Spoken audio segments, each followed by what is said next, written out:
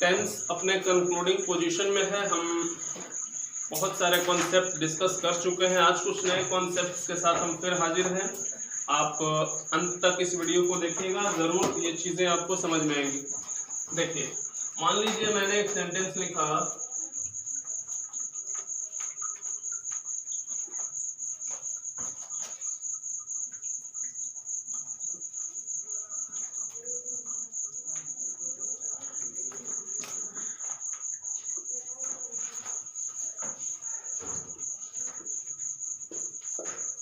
हम देख सकते हैं कि यहाँ पे सब्जेक्ट मोहन, यहाँ भी मोहन सब्जेक्ट है।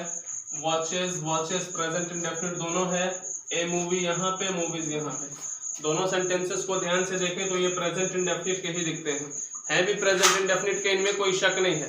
बावजूद इसके सेंटेंसेस प्रेजेंट इंडेफिनिट में है, इनमें बहुत बड़ा एरर है जो आम नजर से तो दूर है। जनरली आप देखें तो इसको आम जो किताबें हैं उसके जरिए आप इसको जस्टिफाई कर दोगे कि दोनों आंसर सही है। दोनों आंसर सही होने का मतलब क्या है? आप क्या कहेंगे कि सब्जेक्ट यहाँ मोहन हो जाएगा, वॉचेस वर्ब हो जाएगी, और इसके बाद जो ए मूवी है वो ऑब्जेक्ट हो जाएगा। यहाँ वॉचेस का ऑब्जेक्ट जो है मूवीज हो जाएगा। दोनों आपके हिसाब से तो सही है। बावजूद इसके जो है इसमें से एक सेंटेंस सही है, एक सेंटेंस गलत है। अब बात करेंगे हम यहाँ पे क्यों ये सेंटेंसेस गलत हो रहे हैं, क्यों यहाँ पे सही हो रहा है। ठीक है ना? एक चीज सोचो, इंडेफिनिट अगर है तो जाहिर है कि ये परमानेंट एक्शन होता है, ठीक है, रेगुलर एक्शन भी होता है, या फिर हैबिचुअल एक्शन भी होता है। इंडेफिनिट टेंस का मतलब ही है कि कोई एक्शन जो है बार बार होने वाला है, लगातार होने वाला है, या फिर आदत के तौर पे होने वाला है। अब अगर ये बातें आपको क्लियर पता है तो जरा इन दोनों सेंटेंसेस को देखिएगा। यहां लगा है एक मूवी, ए मूवी, तो क्या ये जरूरी है कि हम फिल्म देखेंगे तो एक ही फिल्म को बार बार देखेंगे? अगर इसको इंडेफिनिट टेंस मान रहे हो तो इसका मतलब ये हो जाएगा कि कोई काम बार बार हुआ है, ठीक है। लेकिन यहाँ पे जो आपने लिखा है ए मूवी, ए मूवी का मतलब क्या? एक फिल्म। तो क्या आपको लग रहा है कि मोहन फिल्म देखता होगा एक ही फिल्म को बार बार? ए मूवी लगाने का मतलब कि ये जो फिल्म देखने का काम हुआ है वो एक ही बार हुआ होगा, वन टाइम इवेंट है ना ये। लेकिन यहाँ देखो, मोहन वॉचेज मूवीज, मोहन देखता है मूवीज को।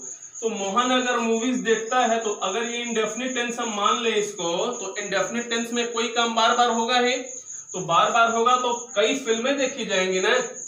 अगर हमें फिल्म देखने की आदत है तो क्या मैं एक ही फिल्म को बार बार देखूंगा? ये तो इलॉजिकल हो ही जाना है। ए मूवी लगा दोगे तो इसका मतलब कि सिर्फ एक फिल्म देखने की बात हो रही है। मूवीज लगाओगे इसका मतलब फिल्म एक से ज्यादा है। तो जब हमें फिल्म देखने की आदत होगी तो जाहिर है मूवी हम बहुत ज्यादा ही देखेंगे, ठीक है ना। इसलिए यहाँ पे मूवीज जो है करेक्ट हो जाएगा। ए मूवी लिख ले हो तो ये जो हो जाएगा वो गलत हो जाएगा। हालांकि देखो, इससे बहुत फर्क पड़ने वाला है आपके नॉलेज पे, बेसिक अंडरस्टैंडिंग पे बहुत फर्क पड़ने वाला है। एक बात सोचो जरा सा, मान लो एक सेंटेंस हम और लिखते हैं,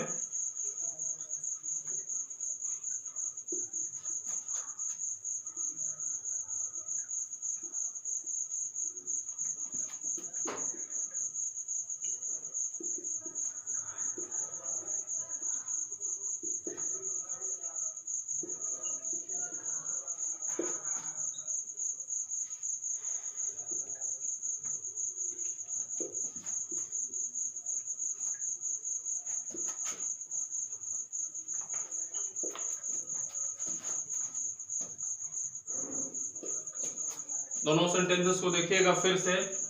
ही writes a poem, he writes a poem, इसका मतलब वह कविता लिखता है। ए पोएम का मतलब क्या समझ रहे हैं आप? एक ही कविता ना। तो यहाँ राइट्स हम जो लिख रहे हैं वो तो प्रेजेंट इंडेफिनिट का है। तो प्रेजेंट इंडेफिनिट में जो वर्ब रखोगे वो तो एक्शन बार बार होने वाला है ना। तो अगर ये एक्शन बार बार होने वाला है तो क्या एक ही कविता को बार बार लिखोगे? या तो इम्पॉसिबल है। इसका मतलब इसको जस्टिफाई नहीं कर पाओगे। लेकिन अब देखो, ही राइट्स पोएम्स, वह लिखता है कविताएं। तो लिखना अगर यहाँ पे हम मान ले कि प्रेजेंट इंडेफिनिट है तो इसका अर्थ ये हो जाएगा कि एक्शन बार बार हुआ है। तो बार बार अगर एक्शन हुआ है तो कविता जब बार बार लिखोगे तो क्या वो कविता एक ही होगी? बार बार कविता लिखेंगे तो कई कविताएं ना लिख डालेंगे हम। तो पोएम्स यहाँ है, देखो ये सही हो जाएगा। वही चीज यहाँ पे है। अक्सर हमने देखा है कि Ram it's a mango, Ram it's a mango, इसको जस्टिफाई भी लोग करते हैं, लेकिन वो इलॉजिकल है, आप उसको जस्टिफाई नहीं कर पाओगे। देखो यहाँ पे क्या है, शी ईट्स, वह खाती है। अच्छा, वह खाती है का मतलब कि ईट्स यहाँ जो लगा है वो प्रेजेंट इंडेफिनिट का है। प्रेजेंट इंडेफिनिट का मतलब ही होता है क्या, परमानेंट एक्शन जो बार बार हुआ है, रेगुलर एक्शन जो बार बार हुआ है, हैबिचुअल एक्शन जो आदत के तौर पे बार बार होता है। अगर ईट्स को हम ये मान लें कि एक्शन बार बार हुआ है, तो ये कैसे पॉसिबल है कि एक ही आम को बार बार खाओगे तुम? एक ही आम को बार बार कैसे खाओगे? अगर खाने का काम बार बार हुआ है तो आम भी ज्यादा होगा, जय बार खाओगे तो उतना आम ना हो जाएगा। इसका मतलब मैंगोज यहाँ पे सही हो जाएगा, ये गलत हो जाएगा। अगर ये बात तुम्हें समझ में आ गई है तो एक चीज और बताना चाहते हैं तुम लोगों को। देखो, ये तो मल्टीपल इवेंट्स को शो करता है प्रेजेंट इंडेफिनिट। मान लो यहाँ पे कोई काम हुआ है और वो वन टाइम इवेंट हो। वन टाइम इवेंट समझते हो, जो एक बार घटित हुआ है, ठीक है ना। अगर one time event complete state में है, कंप्लीट स्टेट का मतलब जो कि खत्म हो चुका है, तो यूज किया करो परफेक्ट टेंस, ठीक है। लेकिन यही वन टाइम इवेंट अभी प्रोसेस में है तो यूज किया करो कॉन्टिन्यूअस टेंस।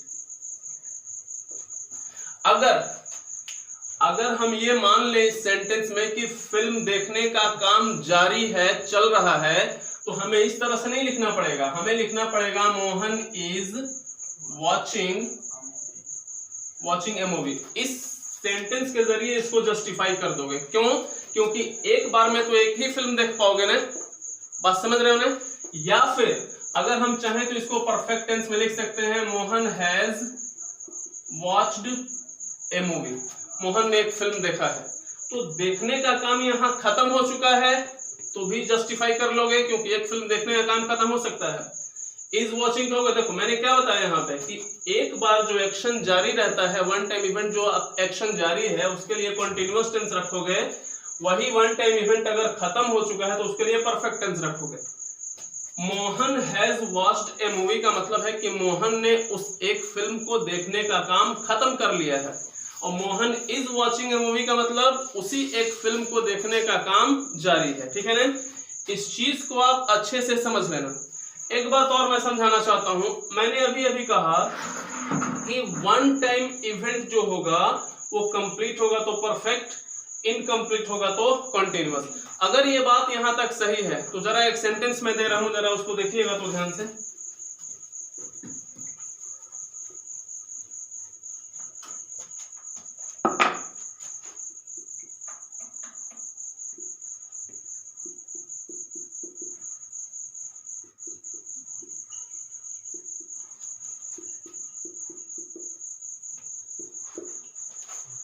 इन दोनों सेंटेंसेस को अगर देखिए ध्यान से तो समझ में आएगा कुछ।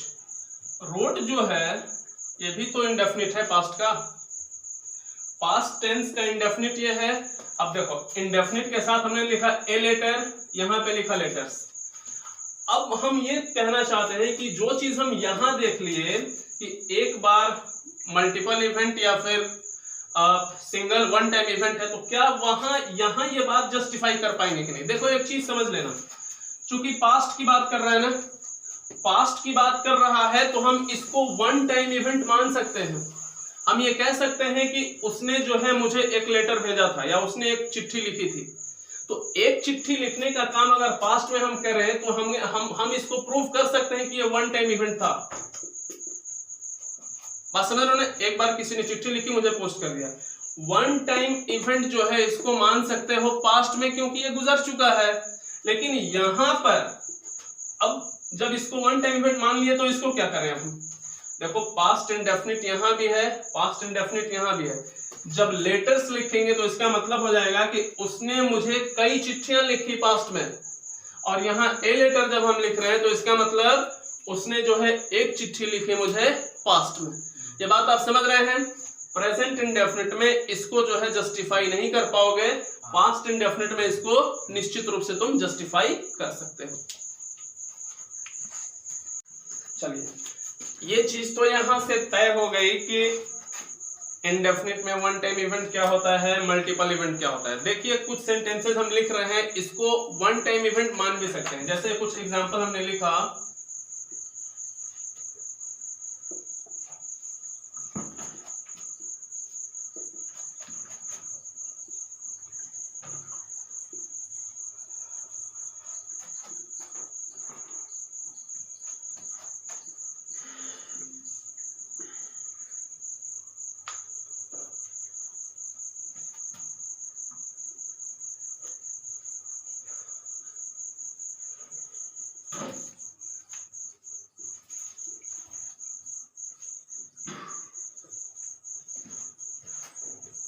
देखिए ही वॉचेज ए मूवी, इसको अभी अभी कहा था मैंने कि ये जो है रॉन्ग हो जाएगा। अगर इसी में हम कह दें डेली, अब ये सही हो गया। सही इसलिए हो गया क्योंकि अब हमने जो डेली किया ना, तो इसका मतलब ये हो गया कि वो फिल्म देखता है प्रतिदिन एक मूवी। प्रतिदिन एक मूवी देखने का जो लॉजिक है वो आप जस्टिफाई कर पाओगे, ठीक है ना। Whenever he meets me, whenever he meets me, जब कभी भी वह मुझसे मिलते हैं, he gives me a 100 रुपए नोट, मुझे 100 रुपए का नोट देते हैं। वो हो क्या रहा है यहाँ पे, जब मुझसे मिलते हैं, जब मिलते हैं तब एक एक नोट मुझे देते हैं। इसका मतलब ये हो गया कि जितनी बार हमारी मुलाकात होती है उतना 100 का नोट हमें मिलता है। तो एक नोट यहाँ, एक नोट यहाँ, एक यहाँ, एक यहाँ, ये एक एक बार में दिया जाने वाला नोट है। लेकिन मान लो इस सेंटेंस को हम यहां से हटा दें, इस सेंटेंस को हम यहां से हटा दें, इस पार्ट को अभी हम कहें he gives me a 100 रुपए नोट।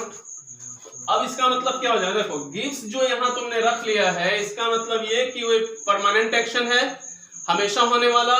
तो हमेशा वो एक ही नोट थोड़े देंगे, एक ही नोट को बार बार कैसे दे सकते हैं। एक नोट का मतलब हालांकि देंगे एक ही नोट, एक बार में एक ही नोट देंगे, लेकिन इसका मतलब हो जाएगा कि एक ही नोट को वो बार बार दे रहे हैं, ये तो इम्पॉसिबल है। अब यहाँ करना पड़ेगा क्या, 100 रुपए नोट्स करना पड़ेगा, तब जाके ये सही होगा। बात समझ रहे कि नहीं। मैं समझता हूं कि ये सारी चीज आपको क्लियर हो गई होगी। अब कुछ और चीजें देखते हैं, जरा ध्यान से समझिएगा।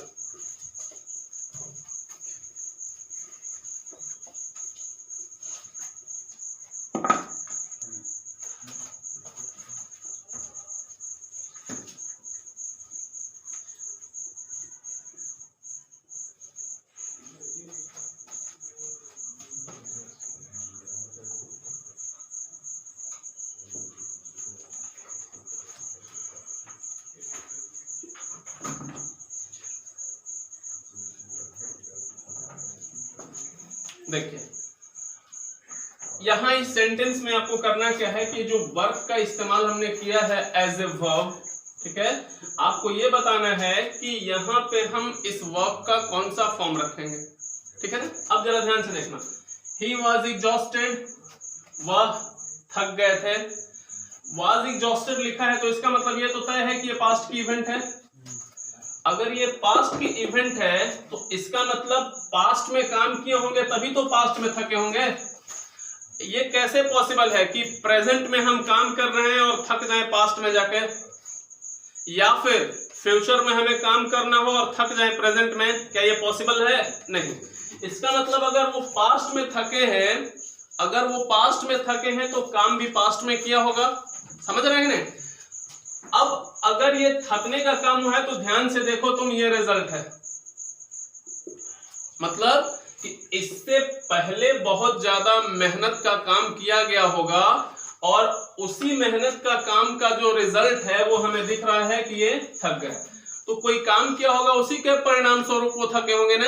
अच्छा, ये घटना तो पास्ट की है, तो थकता है कब आदमी, काम करने के पहले या काम करने के बाद? काम करने के बाद ही थकेगा, तो इसका मतलब ये थकने का काम तो बाद का है, तो इसके पहले काम हुआ होगा ना, इसका मतलब इसके पहले जो काम हुआ होगा वो पास्ट ऑफ पास्ट का है। पास्ट ऑफ पास्ट का मतलब ये घटना तो पहले से ही पास्ट की है, तो इससे पहले काम किए थे इसी वजह से न थके थे, तो इसका मतलब जो घटना हुई होगी वो तो पास्ट ऑफ पास्ट की हुई होगी। आप लोगों को हमने बता रखा है कि पास्ट की घटना है उसके लिए इंडेफिनिट रखना, ठीक है। और जो पास्ट ऑफ पास्ट की बात की जाएगी उसके लिए रखना क्या, पास्ट परफेक्ट, पास्ट परफेक्ट रखना। इसका मतलब क्या हो जाएगा, अब हमें पास्ट परफेक्ट यहां रखना होगा तो वर्क का फॉर्म रखना है ना, हैड वर्क करना पड़ेगा, हैड वर्क करना पड़ेगा, अब जाके ये सेंटेंस तुम्हारा सही होगा। इन चीजों को आप ध्यान से समझ लीजिए एक बार अच्छे से। चीजें अगर आसानी से समझ में आ गई तो फिर ये इंग्लिश जो है आपके लिए आसान हो सकता है, वरना अगर रूल्स वगैरह से रटना सीखोगे तो फिर जिंदगी बीत जाएगी, इंग्लिश आएगा नहीं कभी। एक सेंटेंस और देखना है इस पे,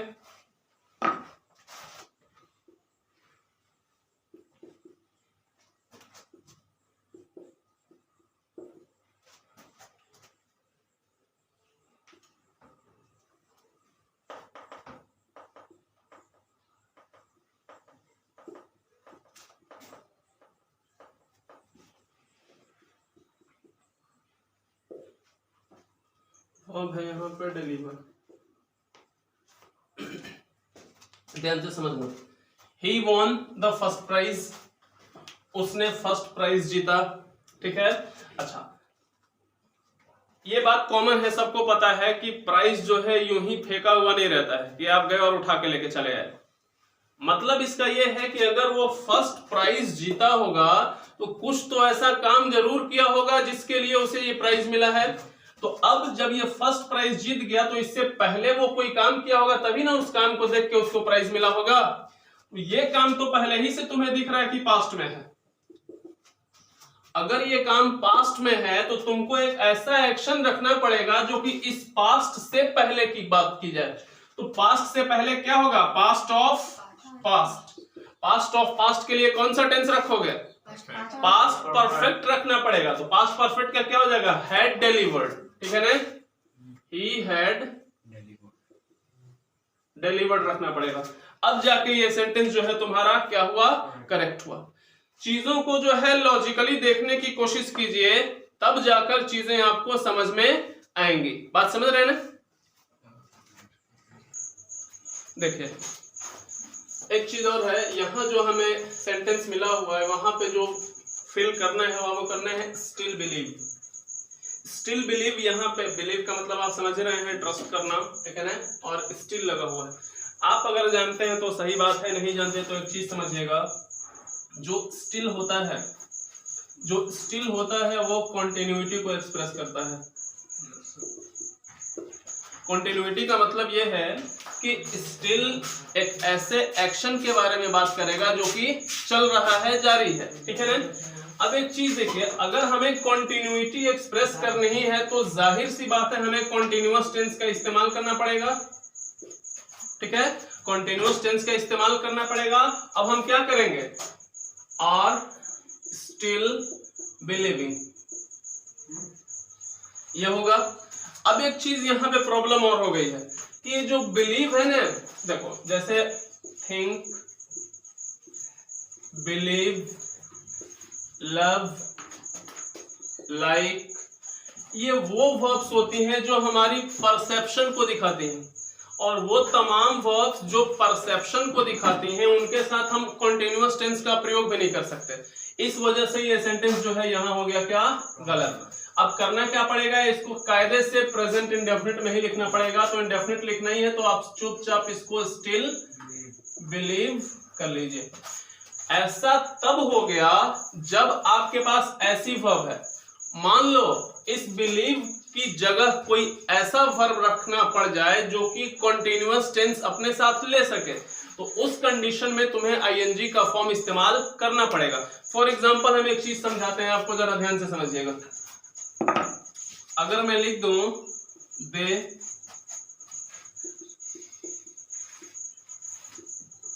ऑप्शन दे दूं स्टिल स्टडी, अब तुम्हें एक चीज देखो, स्टिल यहां भी रखना है। अगर यहाँ पे स्टिल रखना है तो इसका मतलब तो तय हो गया कि ये एक कॉन्टिन्यूअस एक्शन को शो करेगा। कॉन्टिन्यूअस एक्शन को शो करने का मतलब कि प्रेजेंट कॉन्टिन्यूअस देना पड़ेगा आपको, ठीक है ना।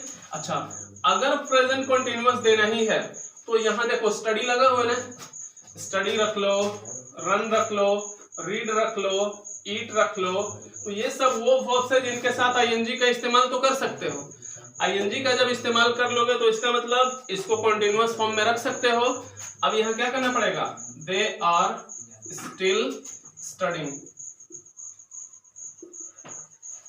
दे are still studying in the room. अब जाके ये सेंटेंस सही हो जाएगा। इसमें और इसमें आप कंपैरिजन करके देख लीजिएगा, यहाँ इसलिए आईएनजी नहीं लगा क्योंकि ये जो वर्ब है बिलीव, उसके अलावा थिंक, बिलीव, लव, लाइक, ये सब वो वर्ब्स है जो परसेप्शन की वर्ब है, थिंकिंग से जुड़ा हुआ वर्ब है। इसमें आईएनजी नहीं दे सकते, इस वजह से इसको इंडेफिनिट में ले गए। यहाँ आईएनजी दे सकते हैं, इस वजह से इसको जो है ले गए कहाँ पे, कॉन्टिन्यूअस में। बात समझ में आ रहा है ना? कॉन्टिन्यूअस टेंस की बात जहां तक है आप यूं समझ लेना कि ये एक निश्चित मोमेंट पे जारी रहने वाला एक्शन है, और स्टिल जब लगा दोगे तो इसका मतलब किसी जारी रहने वाले एक्शन की ही बात की जाएगी। ठीक है ना? एक सेंटेंस और देखिएगा, मैं समझा रहा हूं आपको।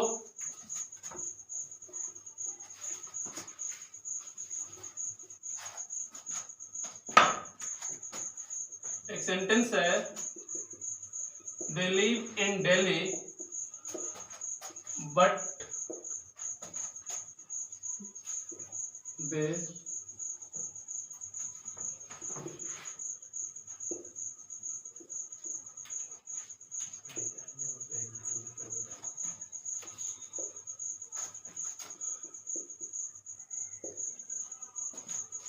अभी एक चीज याद रखिएगा, जो कॉन्टिन्यूअस टेंस होता है वो एक पर्टिकुलर टाइम पे जारी रहने वाला एक्शन होता है जो पर्टिकुलर टाइम पे इफेक्टिव हो। ठीक है? अब ध्यान से समझना, दे लिव इन दिल्ली, वे लोग दिल्ली में रहते हैं, ये हो गई क्या, एक फैक्ट। दिल्ली में रहते हैं ये एक फैक्ट है, ये हमेशा उनकी कंडीशन है। ठीक है ना? अब देखो, but they in Ayodhya this days, आपको स्टे लिखना है।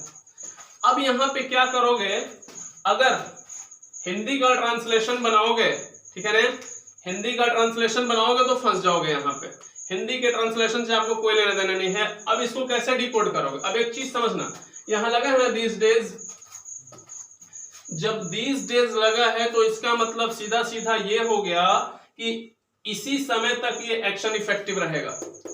ठीक है ना? इसी समय तक स्टे करने का काम इफेक्टिव रहेगा। जैसे ही ये टाइम खत्म होगा ये लोग वापस कहाँ चले जाएंगे, दिल्ली चले जाएंगे, क्योंकि रहने वाले वास्तविक तो वो दिल्ली के हैं। ठीक है ना? अब दीज डेज जो लगा है इसका मतलब कि इन दिनों की बात हो रही है, इन दिनों जो इफेक्टिव है उसके लिए आपको कोई ऐसा वर्ब रखना है। हमने क्या बताया आपको कि अगर कोई एक्शन एक निश्चित समय तक इफेक्टिव है तो उसके लिए कॉन्टिन्यूअस टेंस का इस्तेमाल किया करो। इसका मतलब अब स्टे जो है ना, आर स्टेइंग करना पड़ेगा, are staying in Ayodhya this days. बात समझ रहे हो ना? एक सेंटेंस और देखना,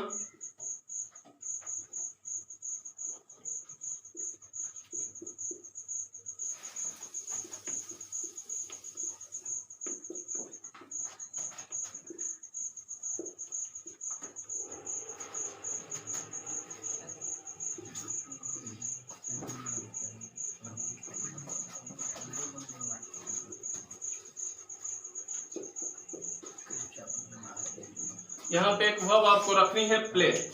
अब एक बात समझना, ही प्लेस टेनिस, और टेनिस खेलता है, तो टेनिस खेलने का काम इसका परमानेंट है ना, क्योंकि इंडेफिनिट में तो परमानेंट है, इसका मतलब कि वो हमेशा टेनिस खेलता होगा।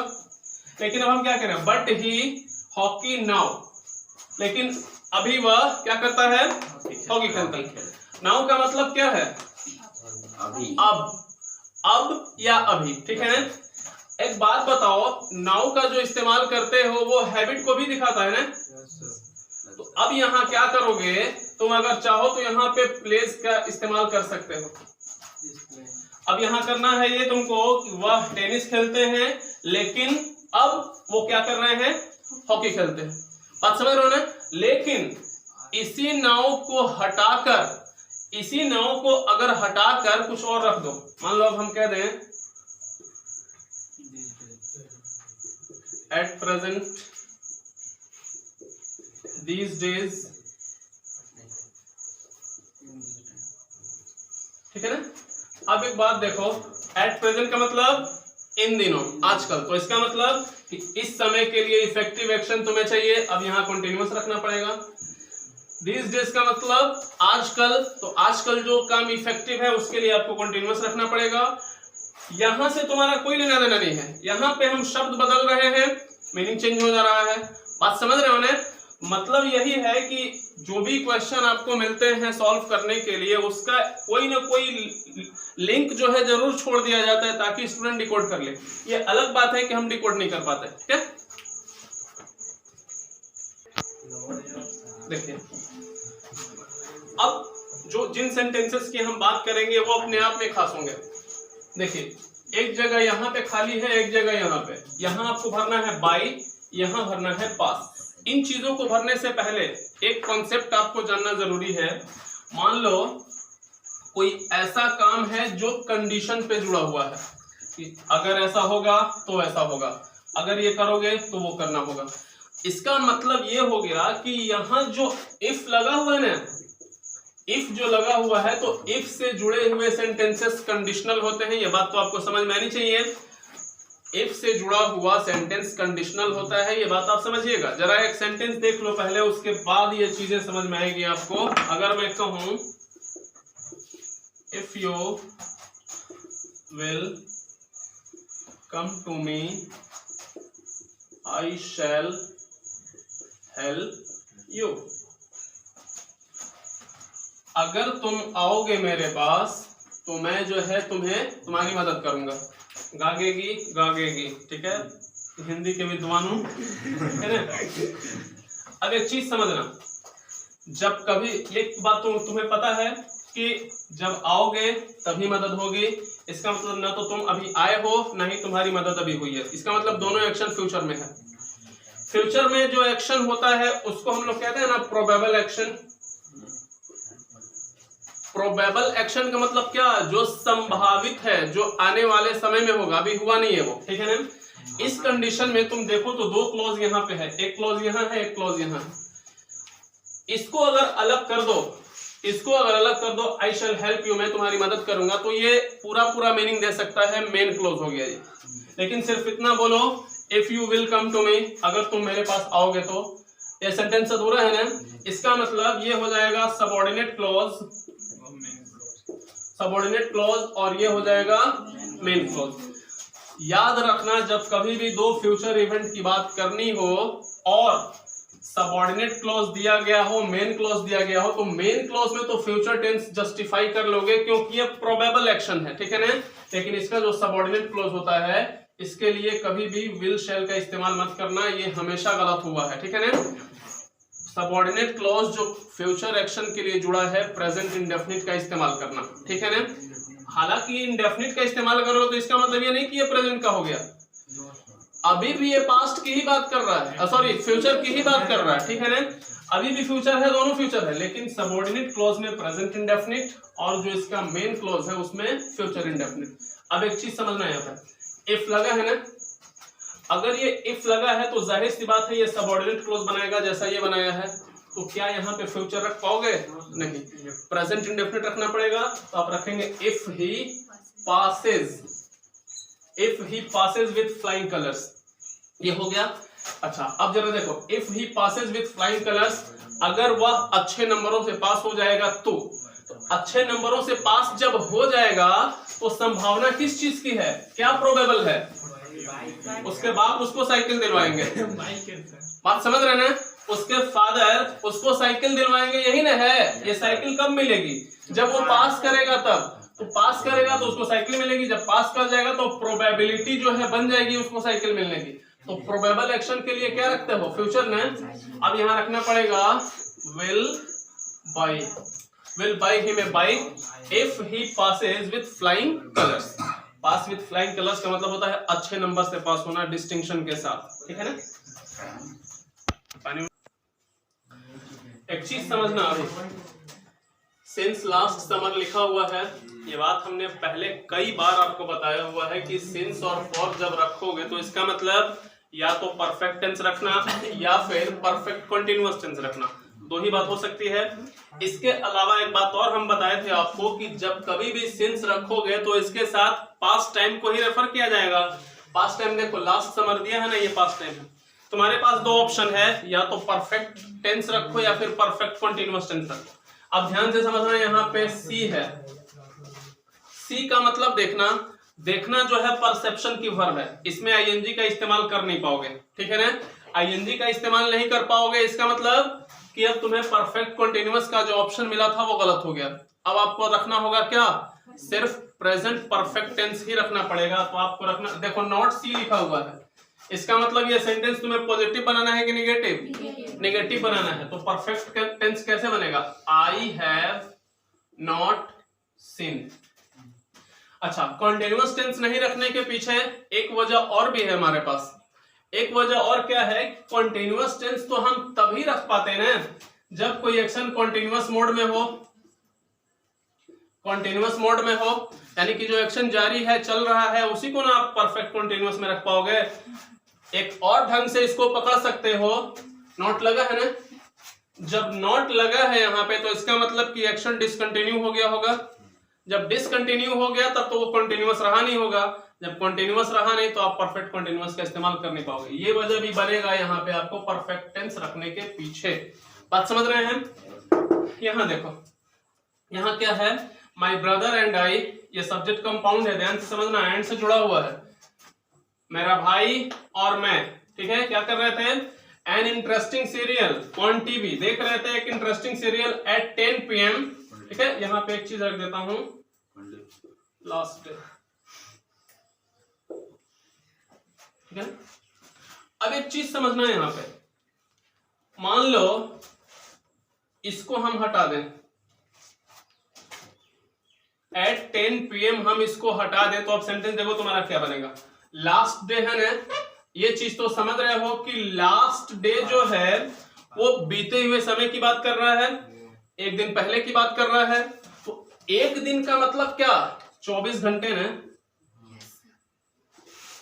24 घंटे हो गए ना, ठीक है ना। अच्छा, अब अगर हम कहें, अब अगर हम एक बात कहें तो होगा क्या, जरा देखना, my brother and I dot an interesting serial on TV last day, ठीक है ना।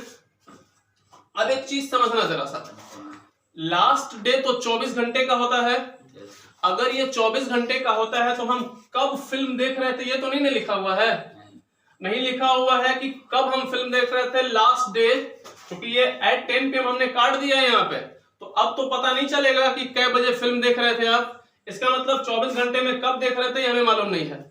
तो जब चीज मालूम नहीं है, वो चीज तुम्हारे लिए डेफिनिट है कि इनडेफिनिट, इंडेफिनिट है ना, इसके लिए सीधे पास्ट इंडेफिनिट रखना पड़ेगा। क्यों, क्योंकि लास्ट रखा है, ये तो पास्ट की बात हो गई, और घटना कब हुई है ये मालूम नहीं है, इसलिए इंडेफिनिट, तो पास्ट और इंडेफिनिट, पास्ट इंडेफिनिट क्या होगा, वास्ट हो जाएगा। लेकिन एक बात और सोचो, अगर हम यहाँ पे एट 10 PM जारी रखें, अब तो हमें पता चल जाएगा कि फिल्म लास्ट डे जरूर देखा गया, लेकिन कितने बजे, 10 बजे। तो इसका मतलब देखो, ये एक स्केल हो गई, ठीक है ना, 24 आवर्स की। तो अब हम बता रहे हैं कि कितने बजे काम जारी था, 10 बजे। तो मान लो यहाँ अगर 10 बज रहा है तो इसका मतलब कि इतने ही बजे ना हमारा सीरियल देखने का काम जारी रहा था, ना तो इसके पहले सीरियल देखने का काम जारी होगा, ना ही इसके बाद देखने का काम जारी होगा। हम सिर्फ इस टाइम को रेफर करना चाहते हैं कि इस समय हम सीरियल देख रहे थे। तो जब इस समय, मैंने क्या कहा अभी, कि जब कभी भी एक निश्चित पॉइंट पर कोई एक्शन जारी हो तो तुम क्या रखोगे, कंटीन्यूअस टेंस रखोगे। अच्छा, अब जब तुम्हें यह दिखाना है कि 10 बजे तुम्हारा सीरियल देखने का काम जारी था, तो एक बात तो तय है कि इसी समय पे कंटीन्यूअस एक्शन रहा होगा, कंटीन्यूअस टेंस यहां रख लोगे। लेकिन कौन सा कंटीन्यूअस, प्रेजेंट, पास्ट या फ्यूचर, किसका कंटीन्यूअस रखोगे, पास्ट का कंटीन्यूअस रखना पड़ेगा। क्यों, क्योंकि लास्ट यहाँ जो लिखा है ये पास्ट का ही रेफरेंस है। तो अब यहाँ पे इसको हटा के क्या करना पड़ेगा, I was watching an interesting serial, इस तरह से वो बनेगा, ठीक है। अच्छा, इन चीजों के बाद अब इस पे आ जाइए, recently there much discussion about this policy, यहां भरना है क्या, बी। अब यहां मान लो हम रिसेंटली को हटा दें, अगर रिसेंटली को हम हटा देंगे तो यहां मल्टीपल ऑप्शन बनेंगे। मल्टीपल ऑप्शन बनने का मतलब इज हो सकता है, वाज हो सकता है, विल भी हो सकता है, ठीक है ना, शुड भी हो सकता है, मतलब ये बहुत सारे ऑप्शन बन सकते हैं, ठीक है। लेकिन जब रिसेंटली रखोगे तो इसका मतलब कि आपको एक ऐसा एक्शन दिखाना होगा जो भी हाल के दिनों में इफेक्टिव रहा हो। और वैसे भी हम एक लिस्ट आपको दे चुके हैं पहले कि रिसेंटली जब भी होगा उसको परफेक्ट टेंस में ही इस्तेमाल करना। परफेक्ट टेंस का मतलब कि पास्ट प्लस प्रेजेंट, ठीक है ना। तो अगर इसको रिसेंटली को आप रख ही लिए हैं शुरुआत में तो आपको जाहिर सी बात है परफेक्ट टेंस की जरूरत पड़ेगी। परफेक्ट टेंस रखोगे, यहाँ पे बी रखा हुआ है, बी का परफेक्ट टेंस क्या होगा, थर्ड फॉर्म लिखना पड़ेगा ना। बी का थर्ड फॉर्म क्या हो जाएगा, बीन होगा। अच्छा मान लो बीन हम रख लिए। अब एक चीज तुम्हें और मालूम होगी, अगर हम किसी भी वर्ब का थर्ड फॉर्म रख रहे हैं तो बगैर हैज हैव हैड के हम उसे रख भी नहीं पाएंगे। तो अब आपको क्या रखना पड़ेगा, हैज की हैव। मच डिस्कशन है यहाँ पे, मच डिस्कशन का मतलब डिस्कशन अनकाउंटेबल होता है, ठीक है ना। सिंगुलर वर्ब रखना पड़ेगा, there has been much discussion about this policy. ये चीज आपको समझ में आ गई होगी, ठीक है ना। देखो एक चीज समझना, और अब हम बात करेंगे थोड़ा सा हल्का सा लाइट हम देना चाहते हैं फ्यूचर परफेक्ट की ओर, ठीक है ना। एक चीज समझना जरा सा, I think all this smog है, ठीक है। स्मॉग का मतलब समझ रहे हो, स्मोक प्लस फॉग, ठीक है। ये जो कंडीशन बनेगी, ये जो कंडीशन बनेगी वो कब बनेगी, या तो बनेगी मॉर्निंग में या फिर इवनिंग, नाइट की बात कर लो। ये चीज समझ लिए ना।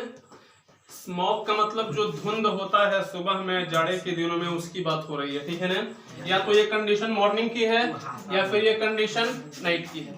अगर ये दोनों बात समझ गए हो तो इसको हम रिलेट करने जा रहे हैं। यहाँ से यहाँ लिखा है बाई द नून, दोपहर तक। अब एक बात बताओ, अगर सुबह में बहुत ज्यादा घना कोहरा छाया हुआ है तो दोपहर इसके बाद ही आएगी ना। इसका मतलब ये फ्यूचर की बात करेगा। अगर रात को धुंध छाया हुआ है पूरी तरह से और बाई द नून है तो रात के बाद ही दोपहर ना आएगा कि रात के पहले दोपहर आ जाएगा, रात के बाद ही ना जो है दोपहर आएगा। बात तो समझ में आ रही है। अब एक चीज समझना, अगर यहाँ बाई द नून लिखा हुआ है तो इसका मतलब कि ये फ्यूचर का ही इवेंट है, ये फ्यूचर का ही पॉइंट है, ठीक है ना। एक बात समझ रहे हो। अच्छा अब लिखा है बाई द नून, दोपहर तक, तो बाई यहां जो आया है वो फ्यूचर का पॉइंट है। पॉइंट का मतलब डेडलाइन, डेडलाइन का मतलब यहां पर आपको किसी काम को खत्म कर देना है। आप ये दिखाना चाहते हो कि इस पॉइंट पे कोई काम खत्म हो जाएगा, ठीक है। एक बात बताओ, जो एक्शन खत्म हो जाने वाले होते हैं वो तो कंप्लीट एक्शन के होते हैं, कंप्लीट एक्शन के होते हैं ना वो। अच्छा अगर वो कंप्लीट एक्शन के हैं तो जाहिर सी बात है कि कंप्लीट एक्शन के लिए परफेक्ट टेंस रखते हो, ठीक है। जो एक्शन कंप्लीट हो गया है उसके लिए तो तुम परफेक्ट टेंस रखते हो। अच्छा परफेक्ट टेंस में तो प्रेजेंट, पास्ट और फ्यूचर तीनों होंगे। अब यहाँ जो बाई द नून लिखे हुए तो फ्यूचर का इवेंट है ना, ये तो फ्यूचर का ना पॉइंट होने वाला है।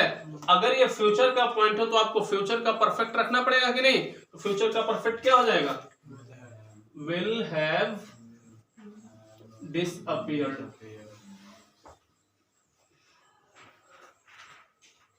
अब आपको रखना पड़ेगा क्या, will have disappeared, ठीक है ना।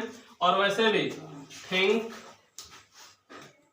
guess, I think, I guess, ठीक है, I suppose जैसे जो वर्ब होते हैं वो आपके मेंटल कंडीशन को बताते हैं, ठीक है। ये आपके ओपिनियन को बताते हैं, सॉरी ओपिनियन का सेंस निकलता है इनसे। तो जो भी आप ओपिनियन व्यक्त करेंगे वो तो आने वाले टाइम के लिए ही व्यक्त करेंगे। इसी तरह पता चल गया कि फ्यूचर का है, ठीक है। मैं समझता हूं कि ये सारी चीजें जो है आपको समझ में आ गई होंगी अच्छे से। मुझे उम्मीद है कि मैं जो कुछ भी पढ़ाना चाहता हूं वो अब तक सफल रहा हूं उस मिशन में, ठीक है। इसी तरह जो है आप इन वीडियोस को देखते रहें और अपने दोस्तों तक जरूर पहुंचाएं इनको, ठीक है ना। मैं उम्मीद करता हूं कि आगे का सफर भी हमारा सही होगा। Thank you very much.